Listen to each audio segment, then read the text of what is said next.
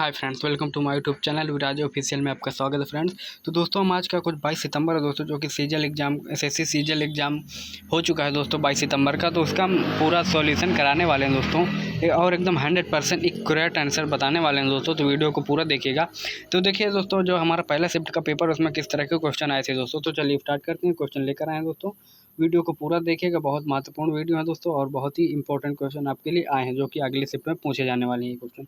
तो video start कर देखिए। पहला क्वेश्चन क्या आया था दोस्तों। पहला क्वेश्चन ये आया था हमारा कि राज्यपाल द्वारा शपथ या प्रतिज्ञान लेने का जो प्रावधान है भारतीय संविधान के किस अनुच्छेद में है। देखिए, भारतीय राज्यपाल द्वारा शपथ जो लिया गया था प्रतिज्ञान लेने का जो प्रावधान है दोस्तों, भारतीय संविधान के किस अनुच्छेद में है दोस्तों। तो देखिए, जो अनुच्छेद दोस्तों वो अनुच्छेद 159 में है दोस्तों। जो भारतीय संविधान का अनुच्छेद दोस्तों 159 में राज्यपाल द्वारा शपथ का प्रतिज्ञान लिया गया था दोस्तों, कि याद रखिएगा। बहुत ही महत्वपूर्ण क्वेश्चन है। चलिए अगला क्वेश्चन क्या है। अगला क्वेश्चन ये दोस्तों बताया गया। अगला क्वेश्चन में ये दिया गया है कि 11वां मौलिक कर्तव्य किस संवैधानिक संशोधन द्वारा जोड़ा गया। तो देखिए, 11वां मौलिक है दोस्तों। मैं बता दूँ आपको, जो 10 मौलिक कर्तव्य हैं दोस्तों, 10वां जो है वो हमारा 1972 ईस्वी में किया गया था, जो कि हमारा 11वां आया था दोस्तों हमारा वो हमारा 86वां संवैधानिक संशोधन में किया गया था दोस्तों की। तो इसका राइट आंसर हो जाएगा दोस्तों, जो कि हमारा 1902 में किया गया था। 1902 में किया गया दोस्तों। इसका राइट आंसर हो जाएगा दोस्तों 86वां संवैधानिक संशोधन। ओके, याद रखिएगा। चलिए अगला क्वेश्चन क्या दिया गया। अगला क्वेश्चन ये दिया गया हमारा कि निम्नलिखित में से कौन सी सीमित भारत में जो पंचायती राज संख्याओं में संबंधित नहीं है। मतलब निम्नलिखित में से कौन सी सीमित भारत में जो पंचायती राज संस्थाओं में संबंधित नहीं है। देखिए, जो बलवंत राय मेहता भी सीमित है दोस्तों संस्थाओं में संबंधित, और अशोक मेहता भी संबंधित है, और युतंग सीमित भी संबंधित। ये हमारा जो वाई के अलग सीमित है दोस्तों, ये हमारा संबंधित नहीं है। इसका राइट आंसर हो जाएगा दोस्तों वाई के अलग सीमित। याद रखिएगा, बहुत ही महत्वपूर्ण क्वेश्चन। देखिए अगला क्वेश्चन क्या आया था। अगला क्वेश्चन ये आया था दोस्तों हमारा कि वर्तमान में कितने राज्यों में विधान परिषद हैं। तो देखिए, वर्तमान में दोस्तों हमारे 6 राज्यों में विधान परिषद है दोस्तों। 6 राज्यों में दोस्तों, जो कि एक महाराष्ट्र हो गया, एक तेलंगाना हो गया, कर्नाटक हो गया, अपना ये उत्तर प्रदेश हो गया दोस्तों, और एक दो है दोस्तों। आपको अगर मालूम है तो कमेंट में बताइएगा। तो दोस्तों इस तरह जो हमारे राज्य हैं दोस्तों, इसमें विधान परिषद संबंधित है दोस्तों। हमारे 6 उसमें परिषद है दोस्तों, याद रखिएगा। बहुत ही महत्वपूर्ण क्वेश्चन है। चलिए अगला क्वेश्चन क्या है। अगला क्वेश्चन ये बताया गया दोस्तों। अगला क्वेश्चन ये दिया गया है हमारा कि जो लोकसभा को भंग करने का जो अधिकार किसे दिया गया है। तो लोकसभा को भंग करने का अधिकार सिर्फ भारत के राष्ट्रपति को होता है दोस्तों, याद रखिएगा। भारत के राष्ट्रपति को होता है दोस्तों। चलिए अगला क्वेश्चन क्या बताया गया। अगला क्वेश्चन ये दिया गया दोस्तों हमारा कि जो भारत के संविधान की 7वीं अनुसूची की संघ सूची में निम्नलिखित में से कौन सा विषय आता है। मतलब भारत के जो संविधान की 7वीं सूची है दोस्तों, उसमें संघ सूची में जो निम्नलिखित में से कौन सी विषय आता है दोस्तों, कौन सा विषय आता है, ये पूछा गया। तो दोस्तों हमारा खानों और तेलों क्षेत्रों में श्रम और सुरक्षा का जो ये नियमन है, ये हमारा 7वीं अनुसूची के संग में आता है दोस्तों, याद रखिएगा। बहुत ही महत्वपूर्ण क्वेश्चन है। अब देखिए 7वां क्वेश्चन क्या कह रहा है। अगला क्वेश्चन क्या आया गया है कि ग्लोबल इकोनॉमिक प्रोटेक्शन रिपोर्ट कौन प्रकाशित करता है। मतलब ग्लोबल इकोनॉमिक प्रोटेक्शन रिपोर्ट कौन प्रकाशित करता है दोस्तों। तो देखिए, हमारा वर्ल्ड बैंक है दोस्तों, ये हमारा प्रोटेक्शन को रिपोर्ट को प्रकाशित करता है दोस्तों। कौन सा? विश्व बैंक, याद रखिएगा। विश्व बैंक इसका राइट आंसर हो जाएगा दोस्तों। चलिए अगला क्वेश्चन क्या है दोस्तों। अगला क्वेश्चन ये पूछा गया था दोस्तों हमारा कि निम्नलिखित में से कौन सा देश काला सागर यानी ब्लैक सी की सीमा साझा नहीं करता।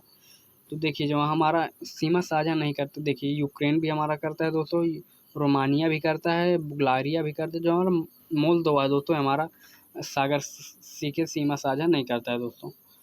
ये मोल्दोवा इसका राइट आंसर हो जाएगा दोस्तों, याद रखिएगा। बहुत ही महत्वपूर्ण क्वेश्चन है। अब चलिए अगला क्वेश्चन क्या आया था दोस्तों। अगला क्वेश्चन ये पूछा गया था कि निम्नलिखित में से कौन से सही मिलान नहीं है।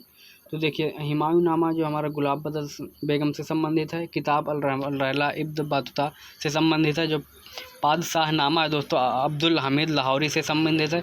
दोस्तों किताब उल हिंद है दोस्तों, ये हमारे अबुल फजल के संबंधित नहीं है दोस्तों। इसका राइट आंसर हो जाएगा दोस्तों किताब उल हिंद, जो कि हमारा अब्दुल फजल से संबंधित नहीं है फ्रेंड्स। इसका राइट आंसर हो जाएगा दोस्तों। चलिए अगला क्वेश्चन क्या है दोस्तों। अगला क्वेश्चन ये पूछा गया था हमारा कि अनुव्रत की अवधारणा को समर्थन किसने किया था। अनुव्रत की अवधारणा का समर्थन किसने किया था। तो दोस्तों हमारा जो अनुव्रत की अवधारणा का समर्थन जो दोस्तों जैन धर्म ने के अनुसार किया गया था दोस्तों, जैन धर्म ने किया था इसका। ओके दोस्तों, याद रखिएगा। अब चलिए अगला क्वेश्चन क्या दिया गया। अगला क्वेश्चन ये दिया गया, दिए गए विकल्पों में सही मिलान कीजिए। दिए गए विकल्पों में सही मिलान कीजिए। देखिए दोस्तों, ये क्वेश्चन मैं आपके लिए छोड़ रहा हूँ दोस्तों। अगर आपको इसका आंसर मालूम है तो इसका सही मिलान करिएगा और कमेंट में ज़रूर बताइएगा। ओके, चलिए अगला क्वेश्चन क्या दिया गया। अगला क्वेश्चन ये दिया गया फ्रेंड्स, निम्नलिखित में से कौन सा शासक वंश उनकी राजधानियाँ का सही मिलान नहीं है। जो निम्नलिखित में कौन सा शासक वंश है दोस्तों जो कि उनकी राजधानियों का सही मिलान नहीं कर पा रहे। तो देखिए, जो पल्लव है दोस्तों कांची की राजधानी है, और पांडव एवं मुदैर की राजधानी है, और काकतीय वो वारंगाल की राजधानी। देखिए, जो यादव है दोस्तों मथुरा की राजधानी नहीं है, या तो मथुरा से संबंधित नहीं है दोस्तों। तो इसका राइट आंसर हो जाएगा दोस्तों हमारा यादव, यानी मथुरा से संबंधित नहीं है दोस्तों। ओके, चलिए अगला क्वेश्चन क्या है। अगला क्वेश्चन ये दिया गया हमारा दोस्तों कि निम्नलिखित में से कौन सा नेत्र यूनेस्को की अमृत संस्कृति विरासत सूची में शामिल नहीं। तो देखिए, निम्नलिखित कौन सा नेत्र है जो कि यूनेस्को की अमृत संस्कृति में शामिल नहीं है दोस्तों। तो हमारा दोस्तों ये राइट आंसर हो जाएगा दोस्तों हमारा एथेम, जो कि हमारा इससे संबंधित नहीं है दोस्तों। एथेम इसका राइट आंसर हो जाएगा दोस्तों, याद रखिएगा, बहुत ही महत्वपूर्ण क्वेश्चन है। चलिए अगला क्वेश्चन क्या है दोस्तों। अगला क्वेश्चन ये किया गया है कि कश्मीर में कनिष्का के संरक्षण में जो चौथी बौद्ध संगीति हुई थी उसके उपाध्याय कौन थे। कश्मीर में जो कनिष्का के संरक्षण में चौथी जो बौद्ध संगीति हुई थी, जो उसके उपाध्यक्ष है दोस्तों कौन थे। तो दोस्तों जो कि हमारे चौथी बौद्ध की संगीति के उपाध्यक्ष है दोस्तों हमारे अश्वघोष है दोस्तों, याद रखिएगा, अश्वघोष है दोस्तों। बहुत ही महत्वपूर्ण क्वेश्चन है दोस्तों, 20 का राइट आंसर हो जाएगा। चलिए अगला क्वेश्चन देखिए क्या दिया गया था। अगला क्वेश्चन ये दिया गया था कि भारत की संविधान सभा का गठन किसके तहत किया गया था।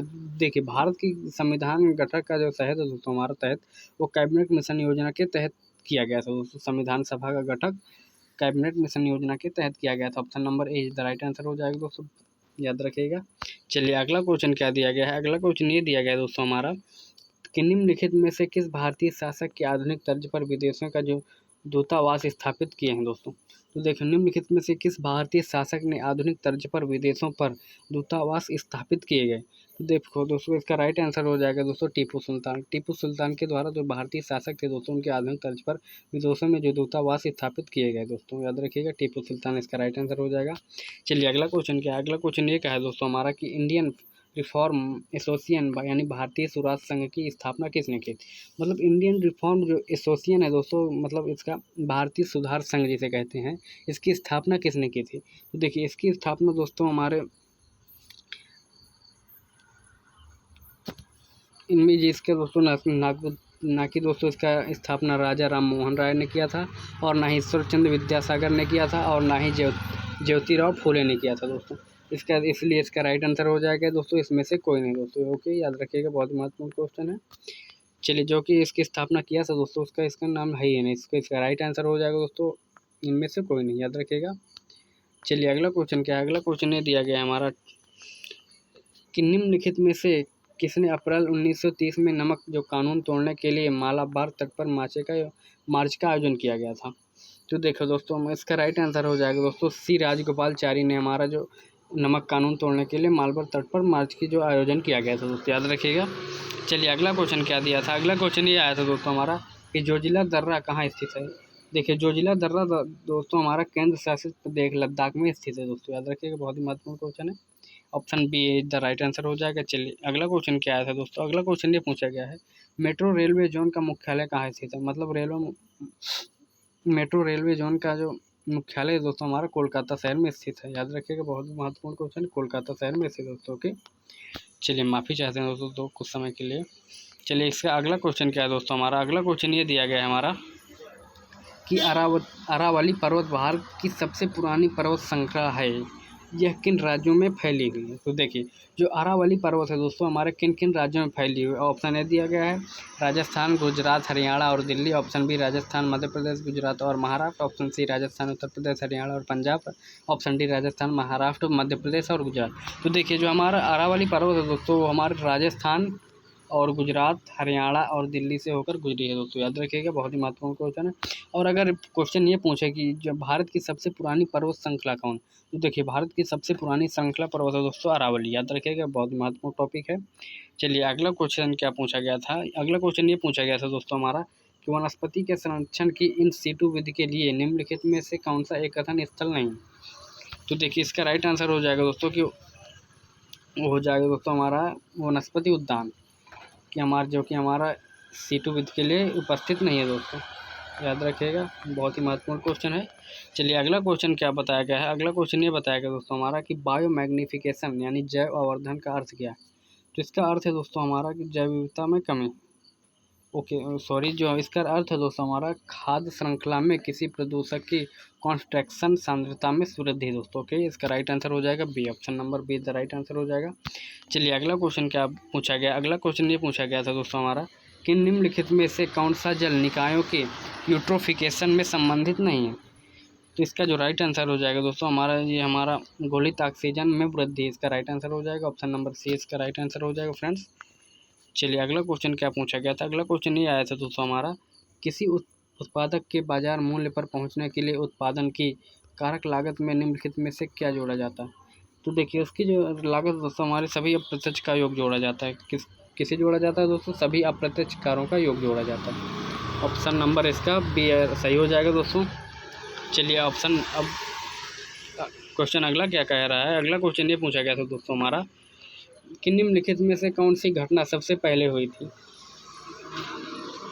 तो निम्नलिखित में कौन सी घटना सबसे पहले हुई थी दोस्तों, तो इसका राइट आंसर हो जाएगा दोस्तों बैंकिंग विनियम अधिनियम का अधिनियम हो दोस्तों, इसका राइट आंसर हो जाएगा दोस्तों, option number see the right answer हो जाएगा दोस्तों। ओके, चलिए अगला क्वेश्चन क्या है दोस्तों। अगला क्वेश्चन ये पूछा गया था दोस्तों अगला कि हमारा यदि आरबीआई कैश रिजर्व का अनुपात कम करता है तो ऋण सृजन पर क्या प्रभाव पड़ेगा।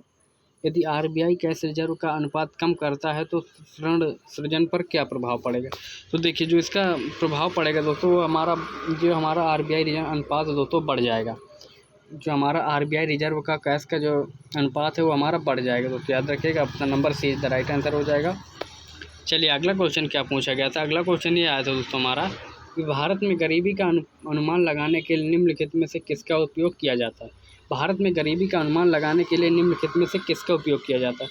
तो देखिए इसका राइट आंसर हो जाएगा दोस्तों जनसंख्या गणना का अनुपात किया जाता है दोस्तों, जितनी जनसंख्या, इसका सही आंसर हो जाएगा, option number is the right answer, जनसंख्या गणना का अनुपात किया जाता है दोस्तों। चलिए अगला क्वेश्चन क्या आया था दोस्तों। अगला क्वेश्चन ये पूछा गया था हमारा कि निम्नलिखित में से कौन सा शहर यूनेस्को विश्व शहर संस्कृति मंच का हिस्सा बनने वाला पहला भारतीय शहर बन गया। तो देखिए जो हमारा यूनेस्को विश्व शहर संस्कृति मंच का हिस्सा बनने वाला पहला देश बना तो हमारा बेंगलुरु बन गया था दोस्तों। ओके, हमारा राइट आंसर हो जाएगा B, option number is the right answer हो जाएगा, बेंगलुरु से हमारा यूनेस्को विश्व शहर का संस्कृति मंच का पहला हिस्सा बन चुका है दोस्तों। ओके, चलिए अगला क्वेश्चन क्या पूछा गया। अगला क्वेश्चन ये पूछा गया दोस्तों हमारा कि भारत की पहली स्वदेशी रूप से विकसित परमाणु सक्षम पनडुब्बी का क्या नाम है। तो उसका दोस्तों नाम है INS अरिहंत। क्या नाम है दोस्तों, INS अरिहंत नाम है। ओके, याद रखिएगा, बहुत ही महत्वपूर्ण क्वेश्चन है। अब देखिए अगला क्वेश्चन क्या आया था। अगला क्वेश्चन ये पूछा गया था हमारा कि ब्लैक लंग रोग किन लोगों में होता है। मतलब ब्लैक लंग रोग किन लोगों में होता है दोस्तों। तो दोस्तों जो ब्लैक लंग रोग होता है दोस्तों हमारा कोयला खदानों में कार्य करने वाले लोगों के ज़्यादा होता है दोस्तों। जो कोयला खदानों में काम करते हो दोस्तों वही रोग इनके हो जाता है दोस्तों। ओके, याद रखिएगा, उसका राइट आंसर डी हो जाएगा दोस्तों। चलिए अगला क्वेश्चन क्या पूछा है। अगला क्वेश्चन ये पूछा गया था दोस्तों हमारा कि निम्नलिखित में से कौन सा शरीर सबसे बड़ी अंतःस्राविक ग्रंथि है।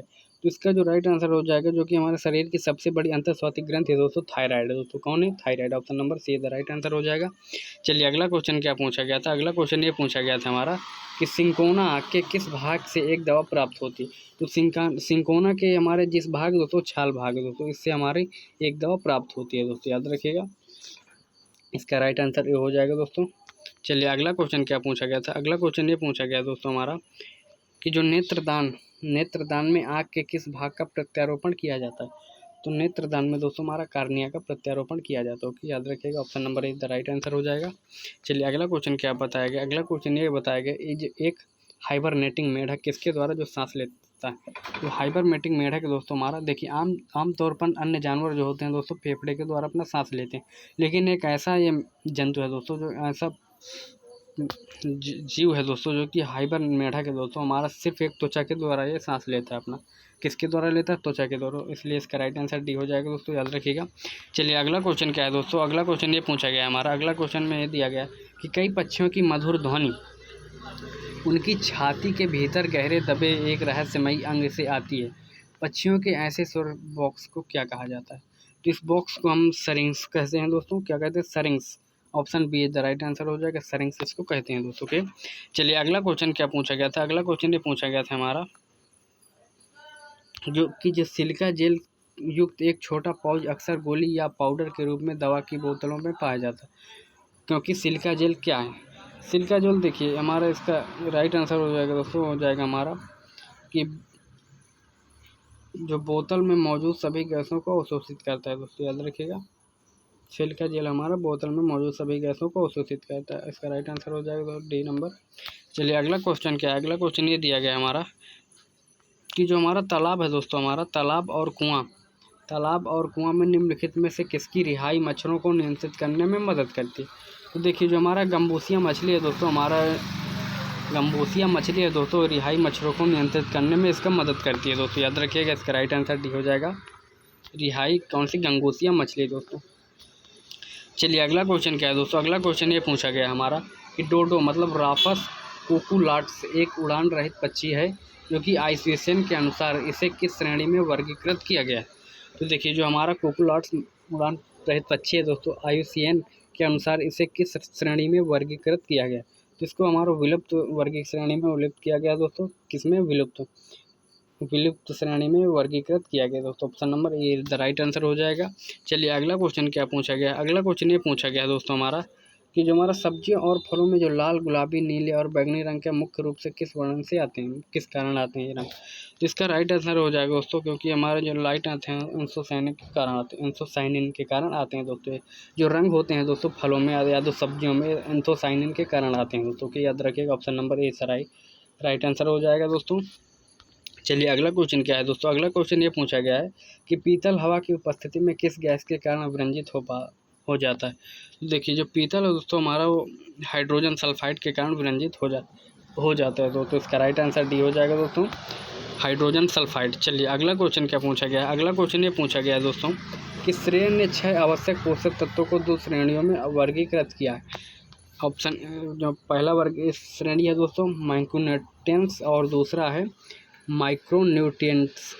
माइक्रो जो न्यूट्रिएंट्स है दोस्तों हमारा कार्बोहाइड्रेट पे और प्रोटीन और पानी से विकसित है दोस्तों, और जो माइक्रो न्यूट्रिएंट्स है वो वसा, विटामिन और खनिज से विकसित है। तो देखिए जो हमारे इनमें से क्या दिया गया, इनमें से कौन सा पोषक तत्व गलत वर्गीकृत किया गया? तो देखिए हमारा जो गलत वर्गीकृत है दोस्तों हमारा वसा है दोस्तों, क्योंकि वसा हमारा माइक्रो न्यूट्रिएंट्स में आता है, ना कि माइक्रो न्यूट्रिएंट्स में।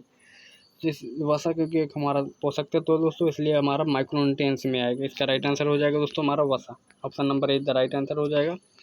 चलिए अगला क्वेश्चन क्या है दोस्तों? अगला क्वेश्चन ये पूछा गया हमारा कि पौधों का कौन सा भाग हमें केसर देता है? पौधों का जो कौन सा भाग हमें केसर देता है दोस्तों? तो हमारा वार्तिकाग्र जो होता है वो केसर देता है हमारे पौधों का। वार्तिकाग्र जो होता है वो हमारा केसर देता है दोस्तों, याद रखिएगा, बहुत ही महत्वपूर्ण क्वेश्चन है। Option number D the right answer हो जाएगा।